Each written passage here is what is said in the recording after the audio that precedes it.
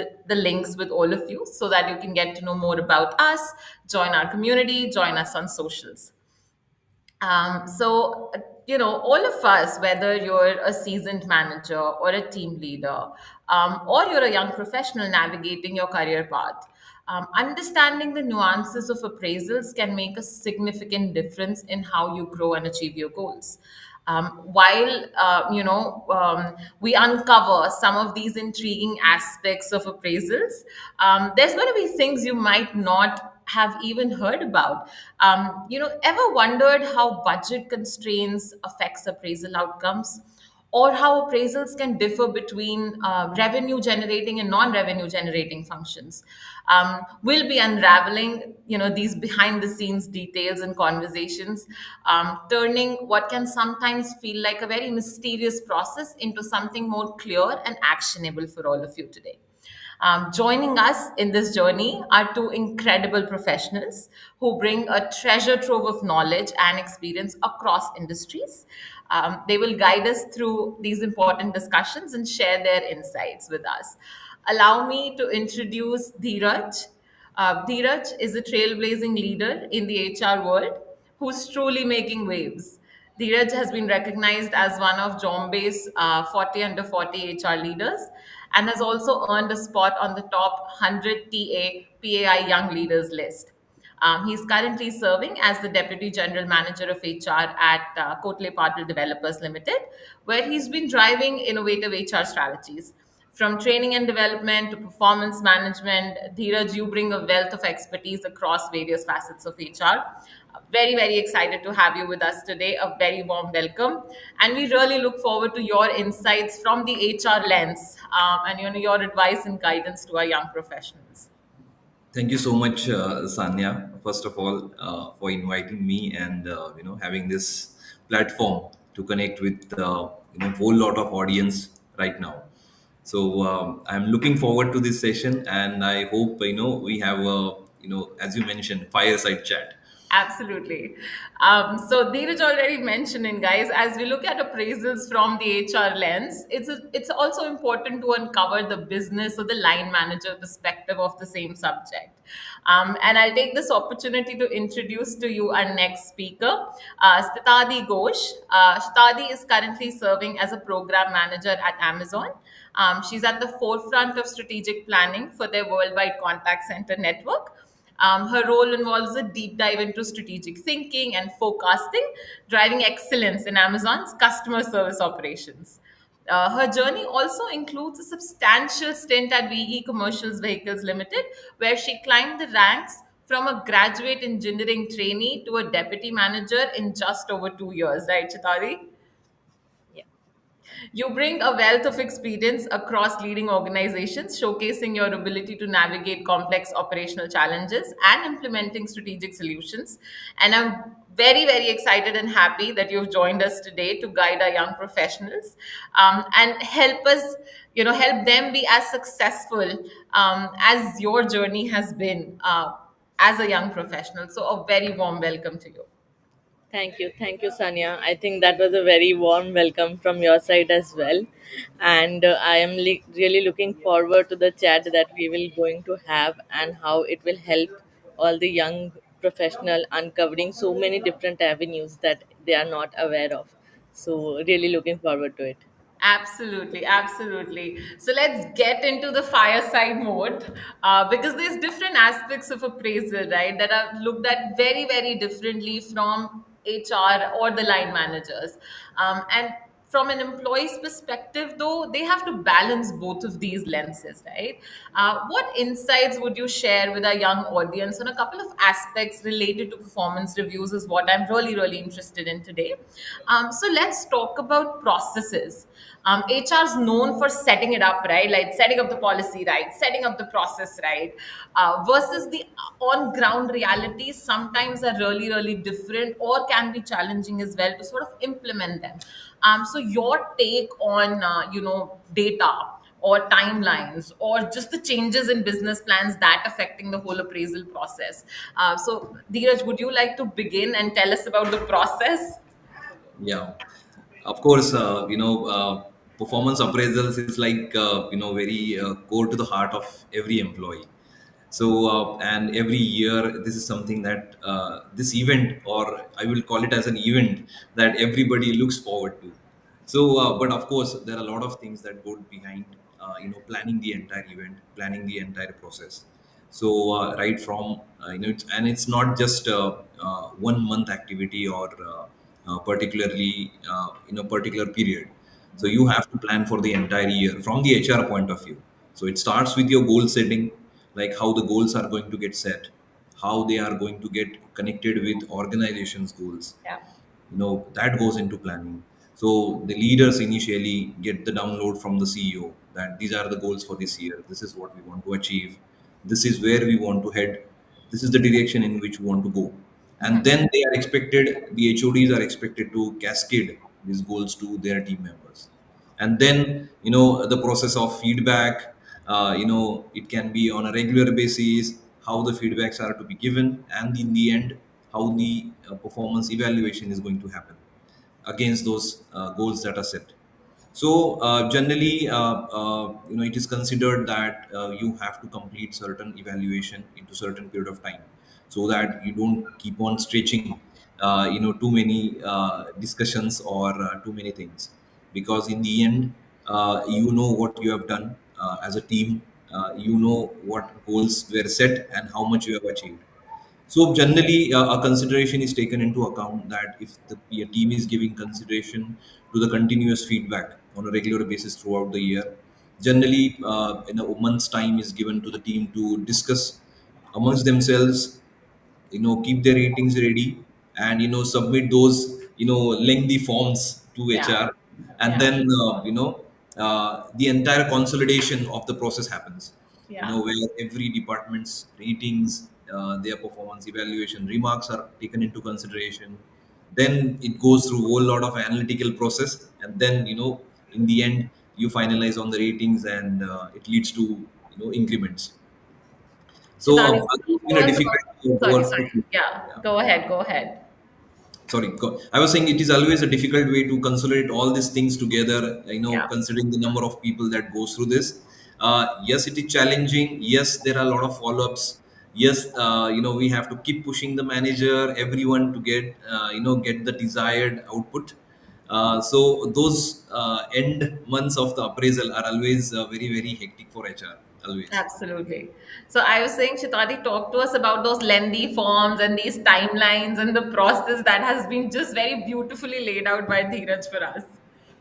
Yeah. I think it was very interesting to hear that so much effort goes behind setting all the things up. And for people who are just taking it as a thing to like fill out a form, I don't think we acknowledge enough of the efforts that the HR team is going through to evaluate everything. But I think on ground it's a little different from what the process is set up, because on ground we only track like in the process there are only a few things that are to be tracked, but on ground we always tend to deviate from our KRAs, KPIs, whatever those things are. There are so many other things that we need to mark, need to do to achieve those end goals, right? And in the process it happens that you tend to like spend more time in the intermediate tasks, and that ultimately affects your end goal, right? So it might come out that like in the end goal it's not ticking your box, but then you have put in so much effort into doing things. So I think that is a perspective to be added from the business side of things, that when we are on the line on the job, it is like a little difficult, like obviously like 80% of the time it is help to us for to have those processes set. But there are 20% of the time that there are so many different things happening in the business, there's so many change in plans, so many things going like out of the box that we didn't even imagine, right? So those are the things where we feel that the process is binding us up to a limit, that we cannot show how much extra we have already put, and it is coming as a limitation. Sure. So this is a question for both of you. How do you ensure, in all of this madness, how is the employee really impacted? But then how do they ensure that the appraisal process is still valuable, for them? Let's say they have to fill out that form. Did you as a manager give them ample time to do that? Or are there strategies that you sort of implement in your team, Shitadi? And Dheeraj, I'll come back to you to understand from an HR lens. How do you push managers to make sure that appraisals remain valuable to employees? Yeah. So I'll start off. I think the main tactics to deal with this problem is that you align with your goals and you align with your managers at least to drive that whatever you are doing is ultimately helping you achieve the ultimate organization goal in some way, so that the efforts you are putting is in the right direction. So you always need to ensure that thing. uh, as long as your manager is aligned, I think you will always find a way to put your efforts into the appraisal part that will count. So I think aligning the efforts, even if it is not part of that your KRA KPI, but aligning it with what is being achieved is the primary thing to be done from my side. Thank you. Dheeraj. Yeah, I think how to navigate through these hectic times and ensuring that we are still adhering to the process is always a two-way process. So from the HR point of view, we always have to be in sync with business, in sync with the managers or the entire department. So basically, there are two three points that we as a HR fraternity that we do is that being proactive in understanding that what has happened throughout the year, how many business plans have changed and how they have impacted. That's the first point. I'm talking about some of the best practices that HR Sure. do. So it can happen in some companies and it cannot happen in some companies.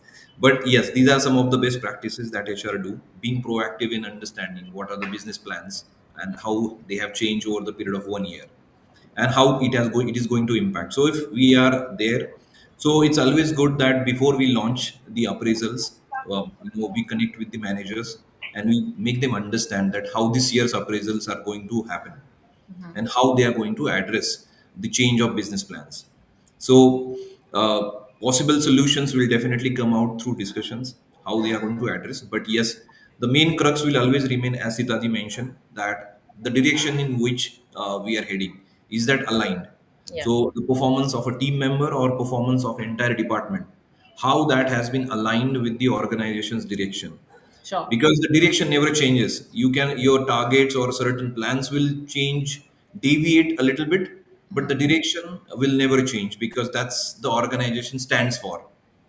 The second point is that when it comes to individual people, that it will always a very very crucial discussion that happens, that the individual person will say that okay, my goal was this when we started and my project got changed and now I am changing this on a different times. So important thing is to understand what is going on in the project, and the manager how he is going to address those plans. So again, what has been the impact on the department from the efforts point of view is important, and we as a HR are always keeping a watch on that. For every managers, that how this is going to happen, and how manager is addressing those queries, because HR is always connected with employees, and you keep on getting feedback that okay, this is good, this is happening, my manager is not doing this. So it's a proactive approach that helps always. Yeah. Beautiful. I think what I'm hearing from both of you is planning well in advance before really launching the appraisal process out for an employee is key. And as Dheeraj mentioned, that's one of the best practices that HR also follows. And definitely the second point that both of you sort of mentioned together was that HR and business have to be in sync, right? The plans may have deviated, the plans may have changed a little bit, but the direction is the same. You said it very rightly, and that's the direction we should all be heading towards, and that's what the employee should feel as well. Beautiful. Thank you so much for that perspective, guys. So let's talk about another, I think, another challenge, if I can call that, which is revenue versus non-revenue generating functions and how different the appraisals can be for both of them.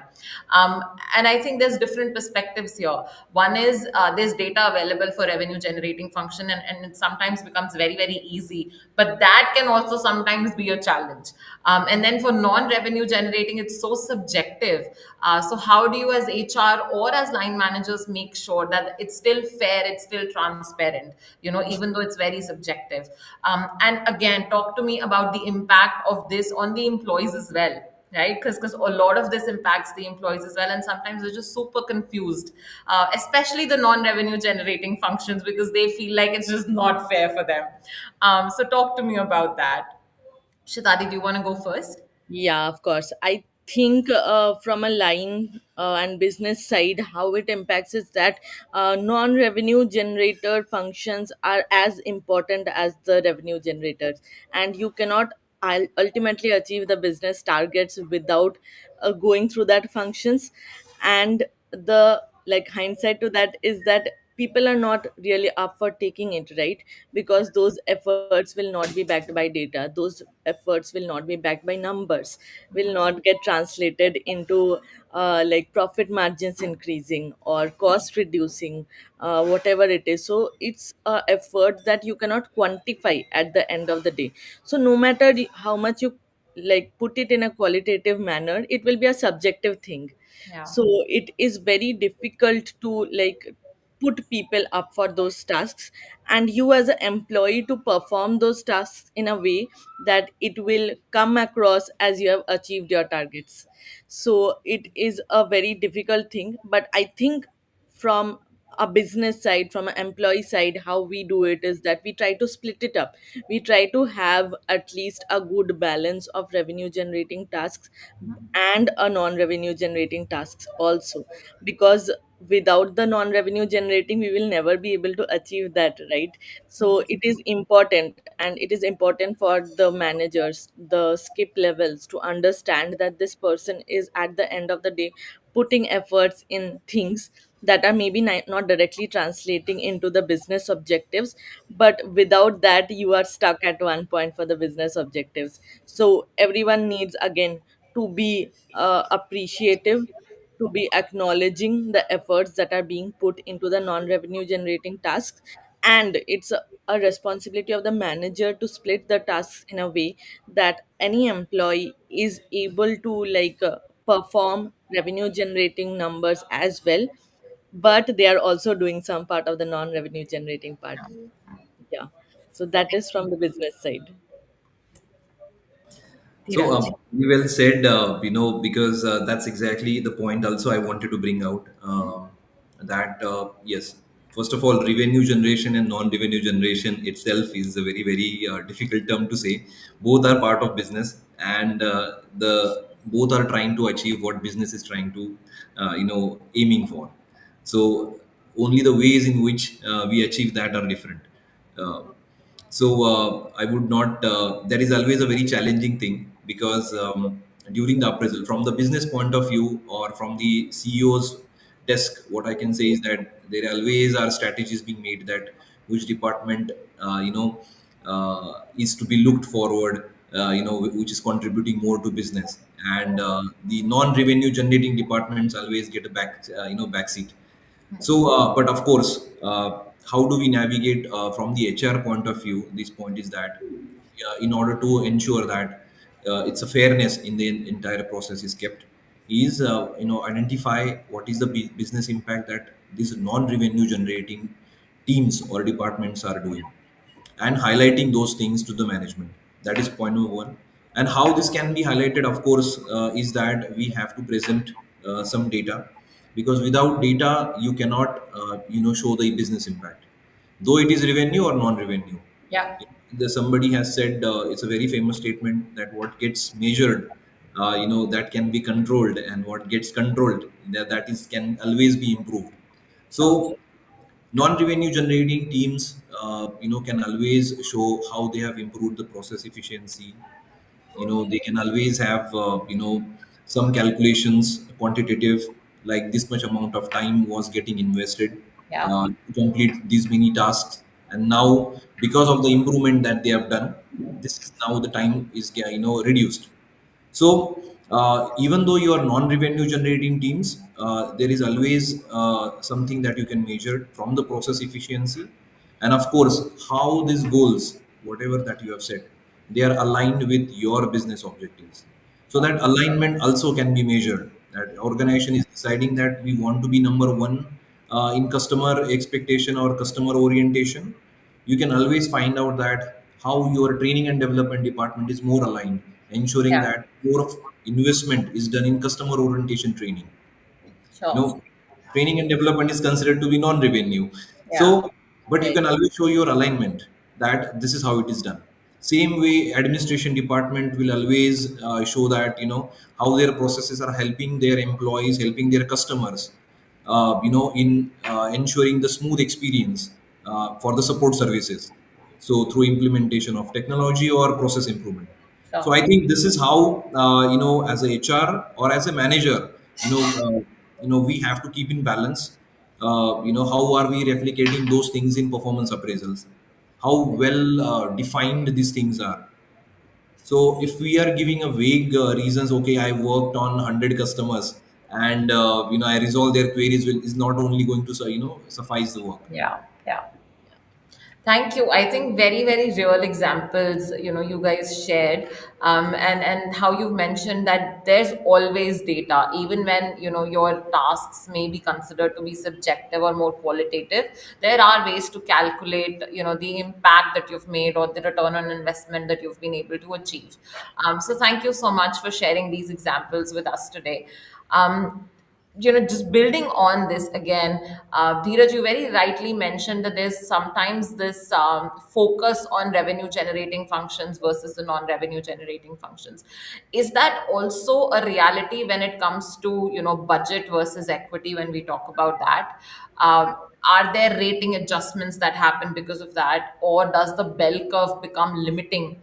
And how can young professionals really understand, let's say if somebody's first or second appraisal, they're very confused about this entire process and how it really impacts their appraisal at the end of the day. So how can they make the best of this rating curve process that is implemented pretty much everywhere today? See, as you mentioned, bell curve has been very infamously quoted everywhere. First of all, and there has been a lot of discussions across the globe on whether any company should implement bell curve or they should move away. There are examples of companies who have moved away from bell curve, and there are companies who still insist. See, my take on this is that basically bell curve is something called as normal distribution curve, and I want to take attention of everyone on the word normal. It's a normal distribution curve. So what it says is that to basically it laid out a process to segregate people who are at the top of their performance and people who are at the bottom of their performance. So basically, is to separate out these people.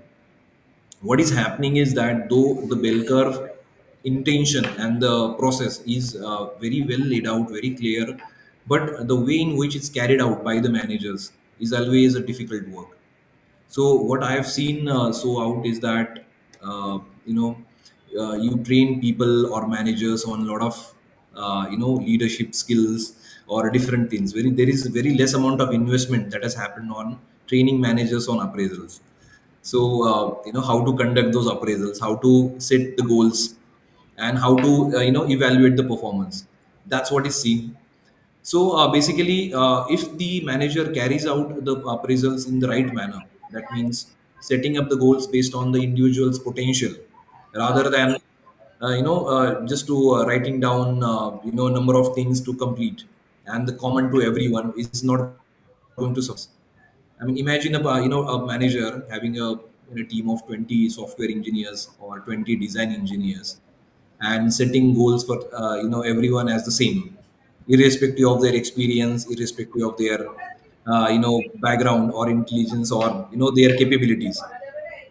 putting everybody the same goal is not going to suffice, because in the end only the manager will face challenge to segregate who is at the top performance and who is at the bottom, and ultimately affecting the employees, because it is a lot of things are residing on the manager's shoulders as a responsibility to ensure that employees are not affected, because a good appraisal will lead to a good motivation to the team member, and a bad appraisal will always result into demotivation. So I would always put more focus on managers, uh, and of course as a young professional, you also have to take care of certain things when you put forward your things Sure. uh, Neeraj, during.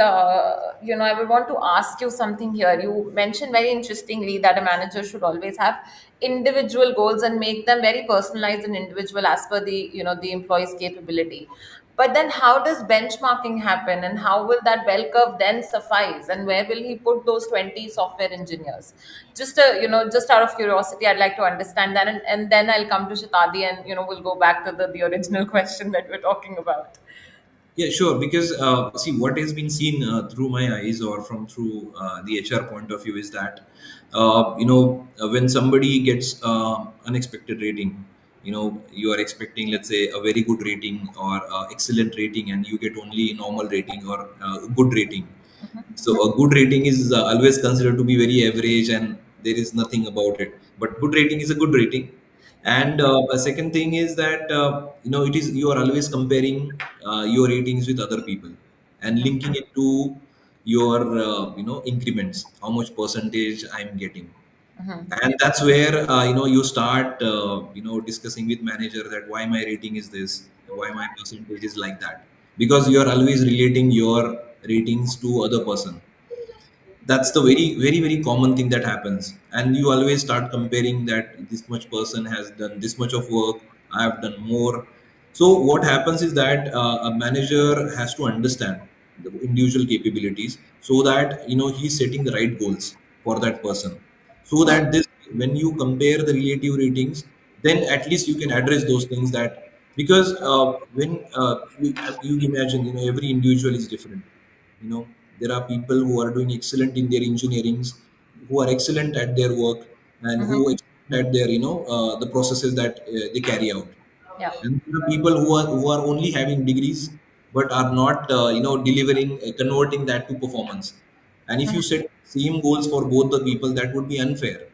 Sure. So you always have to have a discussion with individual person, and set out the right personal development plan or Sure. personal performance plan, so that when the discussions happen, you are able to only link it to their capabilities. Because if somebody is having a good potential, he should get those kind of work so that he can demonstrate that potential or Absolutely. capabilities. Absolutely. And you very rightly mentioned it's relative ratings that matter at the end when you're looking at the entire team. Thank you. I think that's a very, very interesting perspective, and something that a lot of HR and line managers should think about and try and implement. And I think that's really going to bring about a good change. Coming to you, Shitadi, when talk about budget versus equity, how does that look like from a business lens? How difficult it gets, to maintain again fairness there, and make sure that the employees at the end benefiting from it. Yeah, I think in appraisals, from my own perspective, it is the most difficult thing to do. Budgeting is very, very harsh thing for an employee, because at the end of a day, if you have a sincere diligent team working for you, and then if you have to categorize them into buckets of performance, that is a very difficult, the most difficult task for a manager in the appraisal cycle. Other parts are still justifiable, but this is where the main uh, like the thing to prepare for the brace yourself part is, right?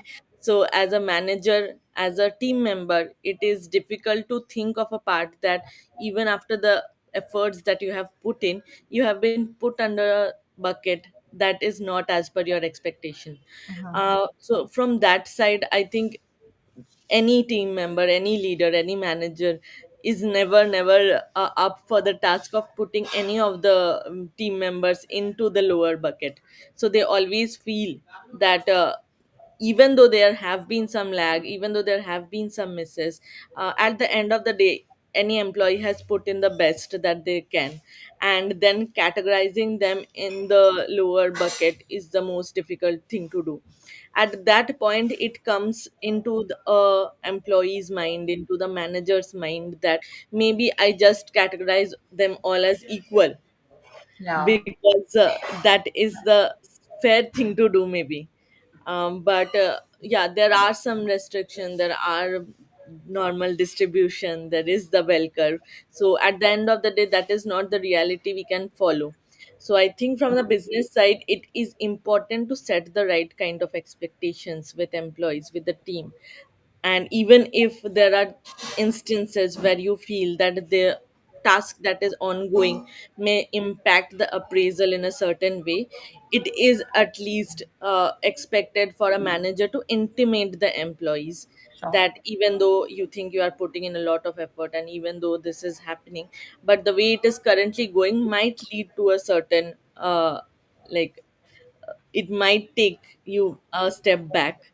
So it is the right kind of expectation to set. So when there is a harsh reality of budget, I think, like Dheeraj mentioned, it's the manager's task to set the goals, and as the goals are ongoing, to set the correct expectation with the Sure. team. Sure. Sure. So yeah, at the end of the day, if we were the decision makers, we would have given everyone the perfect rating. But since the practicality is a little bit different, it is on us to have the team think on the right lines that the business is going. So I think I'm hearing the same thing from both of you, which is communication is very, very important. And to make sure that, it's not just setting the right expectations, setting them at the right time, starting from goal setting, as Dheeraj mentioned, and then following through that and making sure that the employee is aware at every stage of the different changes that have happened, or how well, or how they're really faring in those expectations. And it should not be a surprise at the end. Yeah. Perfect. Thank you so much. I think that was really interesting to sort of, talk about these almost closed door conversations. Because, budgeting, or, revenue versus non-revenue, or the, challenges with process does not really come out as, as open for the employees. It's often the HR and businesses fighting, with each other on these aspects. So thank you for being so honest and candid in your responses and sharing them with us. Shatati, I have a question for you, and it's going to be a little different from what we've been talking about. Um, 5 years ago, if somebody sort of probably would have asked you in some interview, where do you see yourself in the next 5 years? Um, where is it that you saw yourself then? And what has helped you get to where you are? Have you been able to achieve it, and how? Yeah, okay, that is one interesting line of thinking. So, if I have to go back in time and think when I started off my career, so yeah, when I started off my career, it was with a company called VE Commercial Vehicles, and I started off as a graduate engineer trainee. And I don't think I really thought about how I want my career to pan out. I was more focused on what is happening at that point of time, how things are happening, how I can do my best to whatever job I have in hand. And as I got more comfortable in the company, in the space, kind of liking my job, I tend to think on the lines that maybe this is how life will going is going to be for the next 5-10 years, Yeah. and this is what I'll be doing for the next part of my life. And at that time, it was such a comfort zone to get into, such a safe space, because after one point in time, you understand the dynamics of your work, you understand the dynamics of the team, you get into your comfort shoes, you know what right thing to do to make things work. So it feels just like easy to keep doing this. Yeah. But then I think for any young professional whom we are addressing right now, I think they should like take a step back, like think from the core of their heart and imagine that uh, as long as this is safe, that is okay. But Yeah. what if there are other things to do out there? So that is how it happened to me, that I thought of like increasing my boundaries, to moving ahead, to get into a new venture. So one fine day I thought that it is so great out here, it is like a good thing. But what if I try on to a new challenge? What if I make a move? So that might be like path to failure, or I might learn things. So it's always, you would never know until you try it, right? So it's always like, it's always advised to give it a try. Like it happened to me, I would say kind of late. I might have thought about it when I joined, that maybe I should try enriching myself more. But it happened that it came to me very late in my career, right? So like I don't know, if someone would have told me at that time if this is how I plan my life to be. No, I didn't. But one fine day, you should take a step back and think, and maybe it will open up new avenues. Maybe it will help you achieve more goals, help you know there are a lot of other things that you are better at. So, Okay. yeah, yeah, That's a very fresh perspective. A lot of people are scared of taking that step back and reflecting, or just pausing, to or even like diving into a new territory. And in fact, in our last event, we talked about transferable skills, wherein we saw a great deal of display of transferable skills in through our panel, who've moved from one industry to the other and then to the other, and are doing wonderfully in their career. So thank you for sharing that with us. I think that brings a lot of confidence to people who are probably thinking about taking that step back and doing something different. yeah. um, Dheeraj, I think Shitadi really talked about how she's grown up the ladder and how it's been a great ride for her. But I know that there are employees who are sometimes not able to navigate through an appraisal cycle very comfortably. It could be an impact of not receiving a desired rating. It could be an impact of the manager sort of failing to help them throughout or coach them or just be transparent. um, are there any success stories like one of Shitadi's, that you'd like to share, where you saw an employee not receive the desired rating, but still was able to manage through his career, and then the next cycle was completely different? Yes, in fact, there has been many such stories, like like Stitadi. So basically, whenever you are not getting any desired rating, or that is always a very uncomfortable situation. So, but my point of view, or I have a very slight different point of view, is that uh, having a disappointment for your rating is something, a sign of you're not connected with the expectation of manager, or you're not understanding the expectation of management. So because ultimately you know what you have done, you know what you have done throughout the year, what has been the goal. There could be many reasons why you are not connected. Sure. Maybe it may be a reason where manager have not communicated properly his or her expectation, and that's why though you think that you are have completed a lot of work, you have delivered exceptional performance, but manager is looking at in a different way and aligning that with a different point of view. So that could be one reason. Or you are generally, you tend to overestimate your performance, um, or sometimes you underestimate also, because because of this disconnect between the expectation. That's when you are always at a surprise that why my rating is different.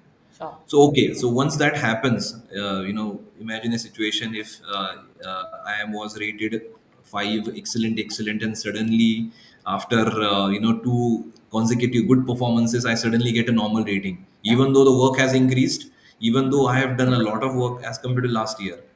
So I think this is a where you need to connect with your manager and start having one-to-one discussion. That's the first point I would suggest, to understand what has gone wrong or what is the gap Sure. between what you are thinking and what manager is thinking. Sure. Because ultimately, why as an young professional you have to initiate that is because I always believe that your career is your responsibility. Somehow, we as an employee always take appraisal as a receiving end, that okay, we wait for somebody to let us know, how is my performance, Yeah. or we wait for somebody to tell us that okay, this is your increment. I Yeah. think we need to start looking at point of view is that this is my career, my responsibility, Yeah. and use appraisal as a way to move for, achieve my targets. So that, so that means you have to do whatever it takes. That means you have to understand the process, no matter which organization you're working for. You will change 5 6 organizations throughout your career. Every time you have to understand the process rather than waiting for somebody to make you understand. You Yeah. have to go to your manager and start putting out your aspirations and start understanding how they can be aligned with the organization goals, rather than waiting for manager to tell you okay, this is the goal for you. Yeah. And then the third time, of course, if it doesn't happen, then you have to always again go back to the manager and say that okay, I have not been satisfied. I want to understand what are the gaps, and I'm ready to do anything for it, and these are my aspirations, so how can you help me? Sure. So most of the times, what I've seen is that professionals, young professionals, starting of the career, they take it as a receiving end. That okay, and it is always somebody who is navigating their career initially, rather Yeah. than they navigating their own career. So I think this is where I would put into picture that try to understand the gaps and put your own efforts to reduce those gaps, rather than waiting for somebody to give you that understanding. Thank you. I think that's very interesting. Being very, very proactive is the key. Even if it's your first appraisal, it doesn't matter. It's you who should be asking the questions at the right time. It's you who should pick up the policy and understand the process well before, it hits you. Thank you for sharing that. There's somebody on LinkedIn who's trying to ask a question. If you could please put it on the chat box, we'll address it once we get to the next section. So we'll just take one last question and then we'll move into the audience question and answers. So from our prep call, and I just did not want to miss this at all. We talked about a very interesting perspective, and Chitadi, you mentioned it, and Dheeraj, you sort of built upon it, which is, it's when it is your first job or when it is your first appraisal or, within the first 1 to 2 years is where you have this opportunity to make the most mistakes. Yeah. But also as an employee, I think Dheeraj mentioned that you take it very, very personally to have the best sort of appraisal as well during that time, right? So how does one really, once again, navigate through this? Because it's a huge dilemma from the lens of a young professional, wherein they want to do their best, but they also should have the leverage to make those mistakes and learn from them, at the beginning of their career. Right, right. So I think the start of your career is the time to learn things, and on the way of learning, you are supposed to get into mistakes, right? The first time will never be perfect. So on the way of learning, you will make some mistakes, and that is okay. So as long as you are putting in the correct efforts, as long as your intention is honest, as long as you are putting in the hard work, it is okay if there are some mistakes that is happening along the way, because that are stepping stones for us. Those are learning points that will help you as a method to build your career in the coming times. That is how you will know what not to do as you go forward, right? When you initially start off your career, you are not aware of how things are, what is the correct direction to navigate. But as along the way you do things, you come across things that might not have helped you. So as a young professional, it is okay for you to get into those things, because that is how you will be groomed to enter into the corporate, to be more sophisticated, to get along into the higher heights of your career. So uh, don't take it personally, don't take it very seriously, even if some mistakes are happening that is leading to affecting your hard work. And it might come across like as coming going back to my times, I would always feel that, oh no, I have put in so much hard work, so what if I have made a mistake? So what if I did not achieve thing? As long as I have put in the hard work, I should be recognized, right? But in a corporate setup, in a company business setup, it might not always happen. So don't take it to your heart if you are not, if the ratings are not as per your wish. Take it as a positive criticism that will help you build for your way forward for the years ahead. And if your intentions are honest and you are a sincere person, you are bound to achieve good heights. So that is one advice from my side, that things will not be 100% perfect all the time.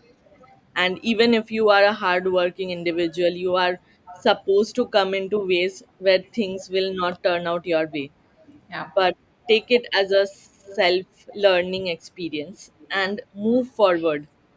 Try not to do those things again, instead of like feeling sad about it.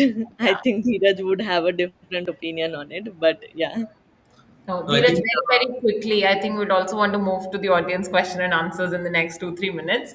But very interested in hearing your perspective on this. I just one quick thing is basically as a young professional between 1 to 5 years, it is every organization is expecting that okay, you are putting efforts and there will be some mistakes. It is always a good sign that if you are making mistake, that means you are working, that means you are putting efforts. Yeah. So most important thing, if you are not making mistake, that means we need to really look into that thing, why you are not making mistake. Yeah. So because initially you are expected not to know everything, you only know theory, but the practical aspect you start learning, you start interacting with real world, the people, the product, and the processes. So you are bound to make mistakes. Of course, what is generally seen is that how well you are prepared for it. Wow. So that's the differentiating point between 10 mistakes and which are like randomly done, or 10 mistakes which are like where you have were well prepared, but somehow because of your lack of experience, yeah, you made those mistakes. So that is the differentiating point between two young professionals, how well prepared you are and still making a mistake. And without preparation, if you are making mistake, and I think definitely that gets highlighted in a wrong way.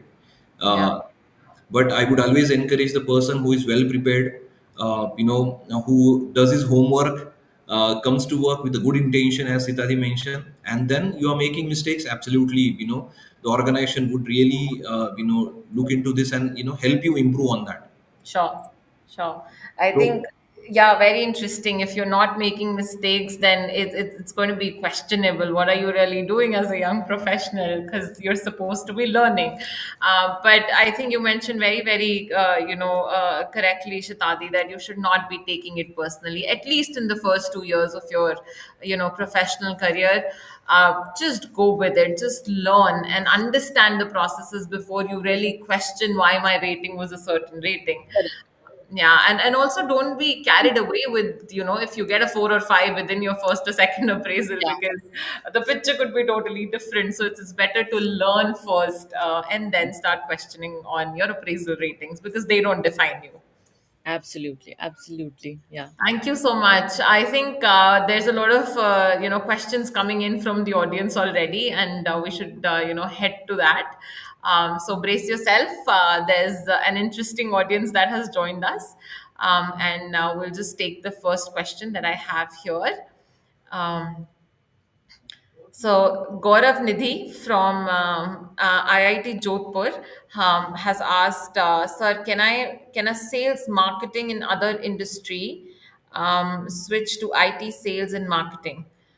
Okay, so I think this is a question on where we talked about transferable skills and moving industries, and not so much about appraisals, but maybe we can touch upon that as well.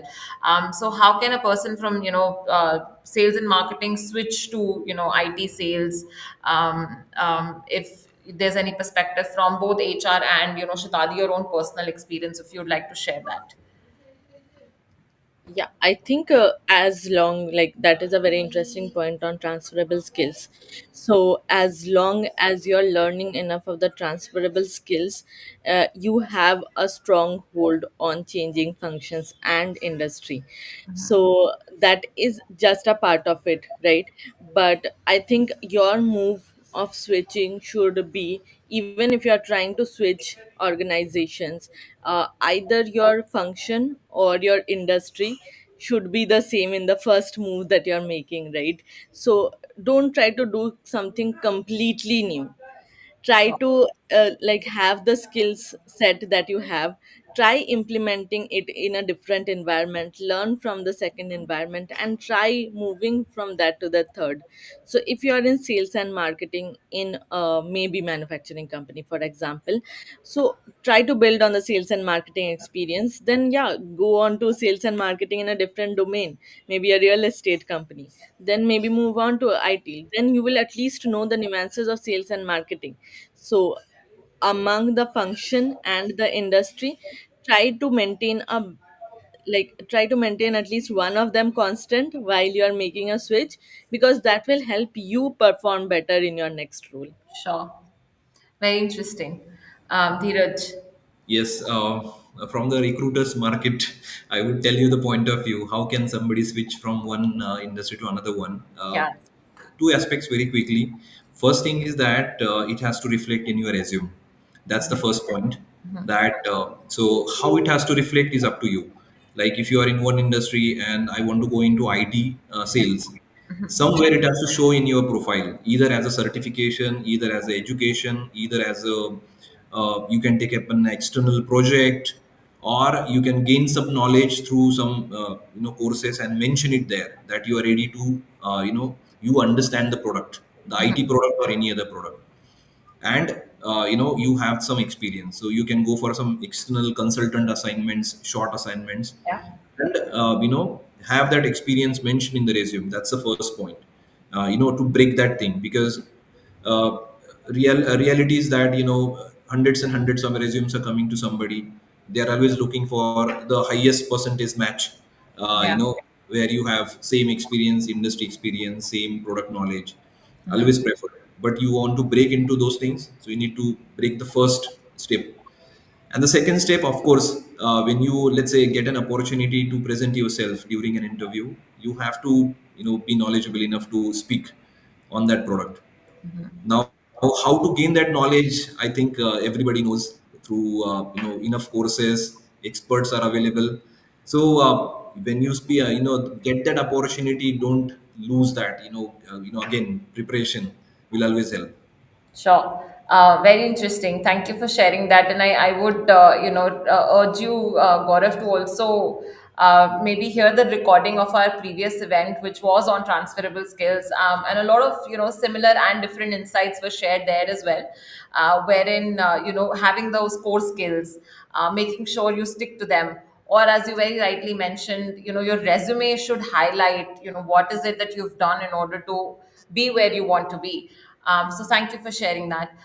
There's a question here that Siddharth is asking. Last year, my reporting changed 3 times. What is the best way to deal with this change so that my appraisal is not adversely affected? I'll add to this. Who's going to do my appraisal is the biggest question that comes to mind. Because you're like, this one I reported into for 50% or 30% of the time. So, Dheeraj, do you want to share, your experience on this?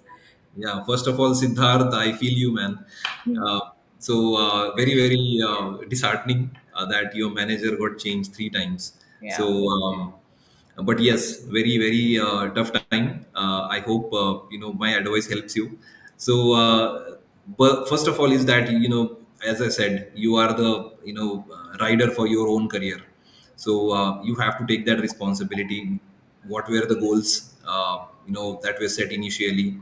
have those evidences, proofs, then what is your achievement against that? How those goals have changed? I think you have to, navigate that story to your current manager. That was how things have changed, and of course, positively, not highlighting the problems about manager changes, because I'm sure the organization never wanted to do this purposely.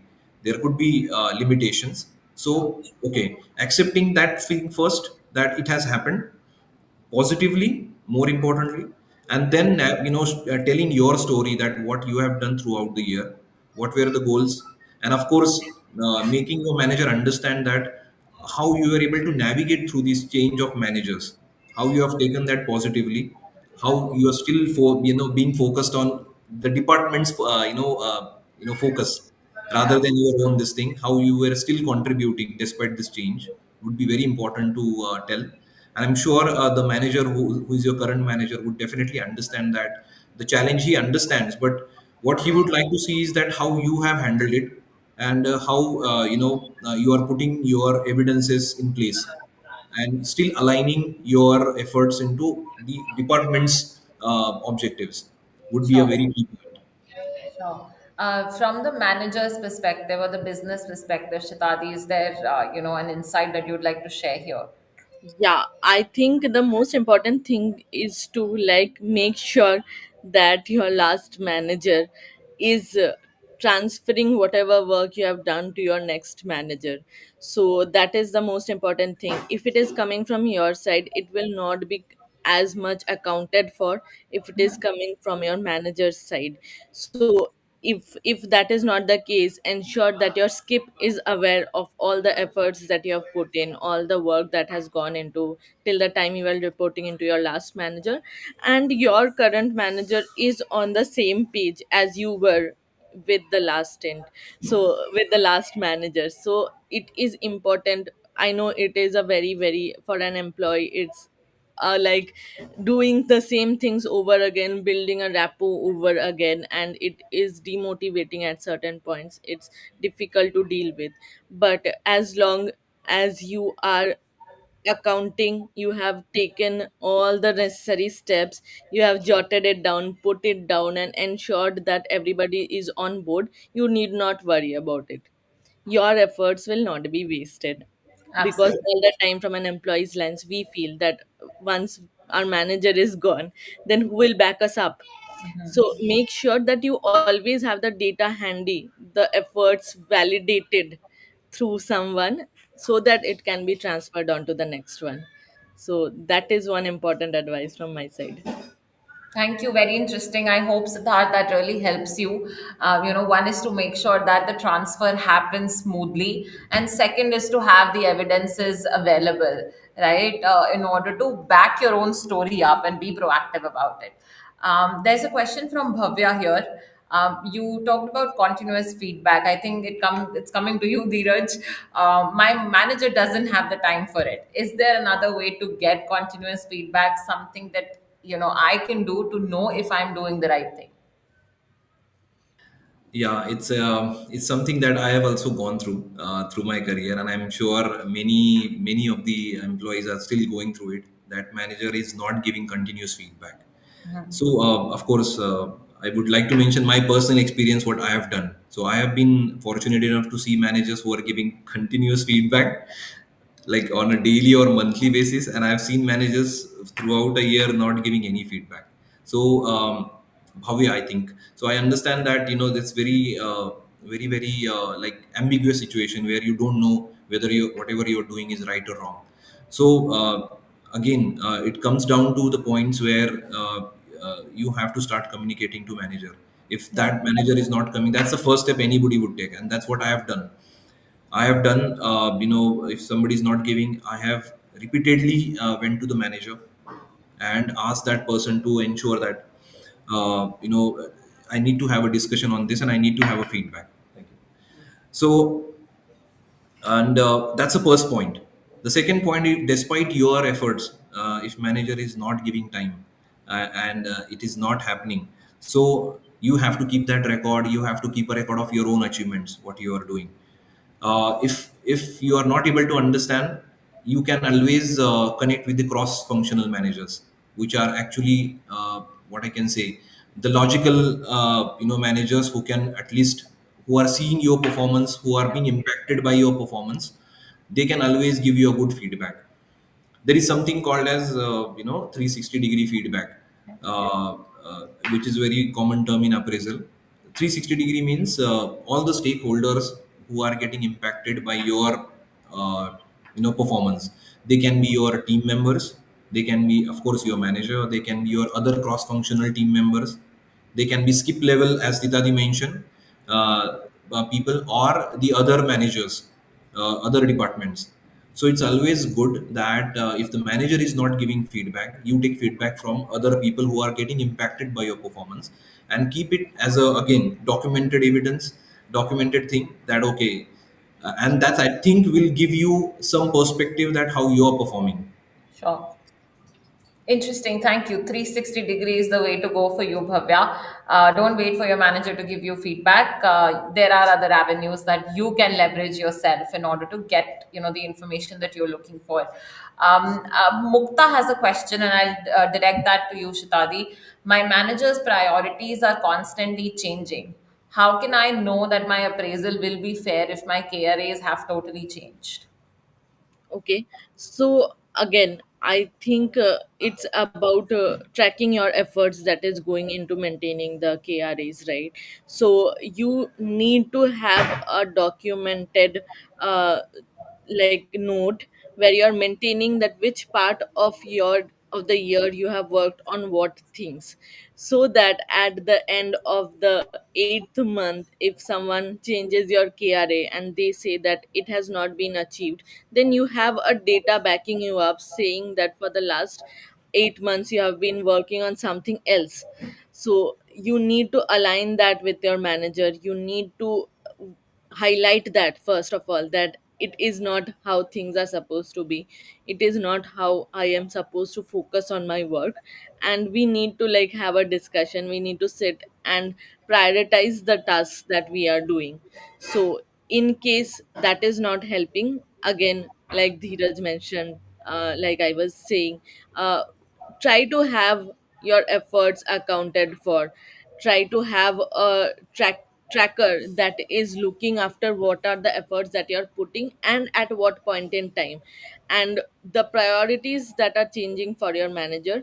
Please have that documented as well, so that at the end of the appraisal cycle it doesn't come across that you are someone who is putting wrong efforts at a wrong channel and your manager has already always told you about it. So if the priorities are changing, that can happen. Like from a business side, maybe your manager is also getting a similar guidance from his manager. So it might happen for the business as a whole, the priorities are changing. But if it is personal to your manager, please note that like you have a document that is backing up your argument, so that at the end of the appraisal cycle you have points to make. Beautiful. Thank you so much. There's a question again from Bhavya here. What are some effective ways to request feedback in a remote setting? Dheeraj, do you want to take a shot at Yeah. it first? What are some ways if you are in remote? Okay, so that's again a challenging situation where other people are not able to see how you are performing. But yes, I think that leaves us with a very limited number of options. First of all, if you are in a remote setting, so very simple thing would be, of course, requesting over an email feedback and connecting on personal level.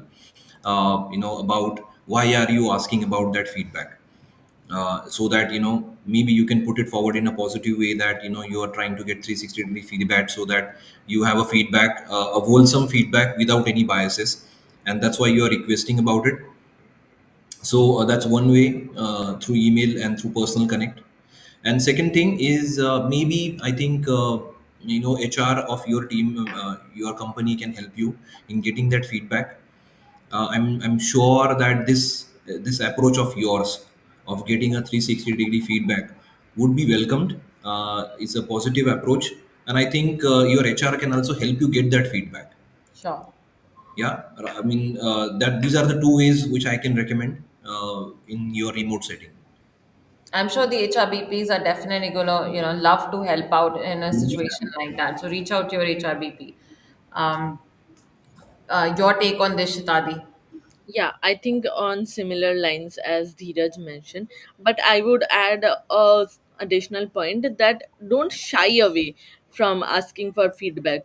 I know as young professionals, we feel we are hindered for asking someone to let us know that how we are performing, and especially to stakeholders. With managers, we have that comfort zone that we can ask for feedback, but with stakeholders, we feel that everyone is doing our part of the job. What is the need to go and ask for feedback?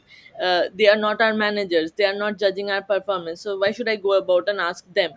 And especially in a remote setting, because you don't tend to get that personal connect, right? So a lot of time in our minds we feel that we cannot go about and do that, but just ping them on Teams, that saying, hi, I just wanted to discuss on how, if you have any feedback for me, how is the work that we are doing going on, can we improve it better together?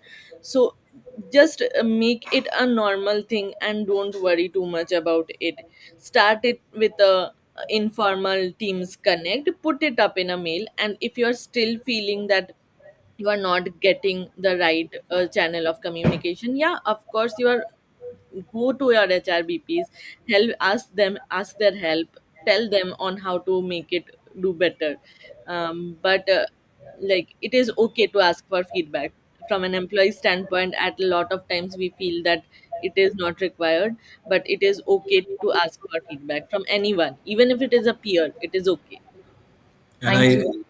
I really appreciate that, Bhavya is seeking feedback for her own performance rather Absolutely. than waiting, for the rating to come. And Yeah. I will always, appreciate Bhavya for this, that, it has to be like she has to ask for it, she is asking for it. And this is a good sign, that you really worry, you care about your own evaluation and you really want to know about it. So Yeah. it's a good Absolutely. sign. Yeah, there's a question from Neeraj here, and he's asking, I have 2 years of work experience, and I report into two managers, my HRBP and line manager. So an HR professional. How can I manage their varying expectations? I think this is a question from a young HRBP who's trying to understand, the reporting into a lead HRBP and the Like them. business head. So Dheeraj, if you can talk to us about that. Yeah, I think again, keeping those, I think clarity is very important. So you have to seek clarity, and I think more.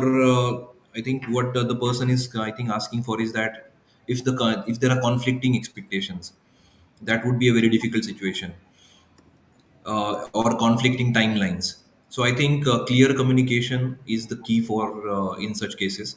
That if your line manager is asking you to do something, and your HRBP has asked you for it for something else, and if these are conflicting expectations or conflicting timelines, you have to communicate very clearly that this is something I've been told, this is something, because ultimately it boils down to two things: what is that you can control, and what is that you cannot control. So, the one thing that you can control is communicating that these are conflicting with your work. It is hindering in order to achieve what you are currently doing. I think, say, and if there is conflicting, you can always give priority. That, what I have done in my experience is that if there is anything that I'm doing right now on a current basis and something else is coming after it, so I would prioritize based on time first, which has come first and which has come second. Okay. Now the urgency part is something I cannot decide which one is urgent, which one is not urgent. If I'm not in a position to do that, I will ask both of them. You let me know, which one is urgent to do. This is something I'm doing currently. If that one is important, I will have to leave this work and do that. Yeah. But the clarity of communication is important. If you are directly taking up task and changing priorities on your own, that is definitely going to have a very bad impact on your opinion. So clarity of communication with both of the people would be important. This is a, I understand this is going to be very difficult, communicating with both of them on a constant basis. Somebody is replying, somebody is not replying. somebody is giving vague answers. But you communicating is important, that so that they at least understand that you were confused on the priorities, not on how to do it, which one to prioritize. So I think that would help you in navigating this difficult situation. And maybe, and in the end, when you are discussing your own evaluation, you can put forward this point that how it is impacting your performance, the conflicting expectations.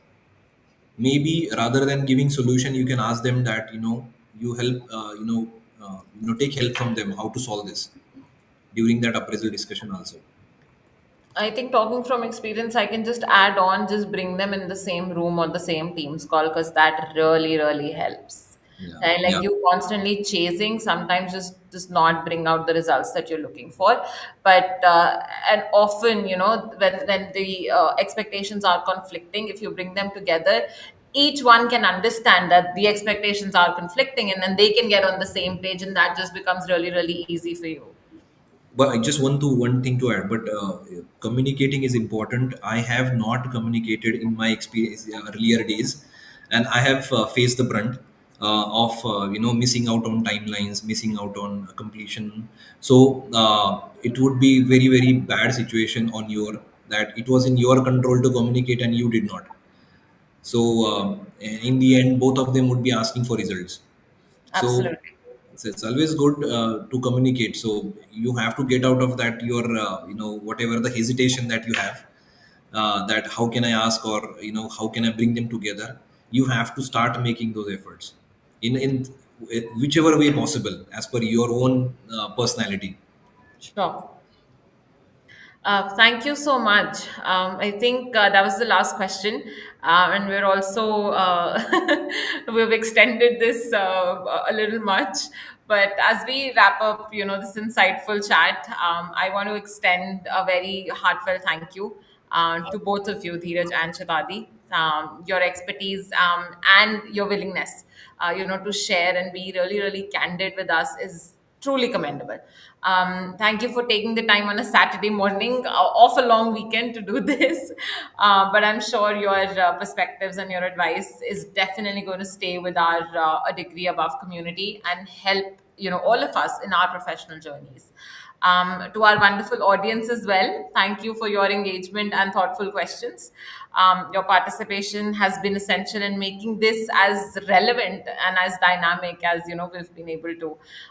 So we hope that you leave today with some new knowledge, some actionable takeaways, and a renewed perspective on appraisals and strategic planning. Thank you once again, Dheeraj and Shatadi. Thank you very, very much for being a part of this fireside chat. And to all of you, we look forward to seeing you at our future events. Thank you. Thank Thank you. you, Sanya. I think I must appreciate that so well, very well planned event where Yeah. you are actually taking up a topic, very very difficult topic, and bringing two different aspects together. I think that gives the audience a good perspective, balanced perspective about this appraisals. Thank you Thank for you so having this much. pleasure in us. Yes. Yeah, it was a great, great experience, and I hope that we have helped the professionals who have joined.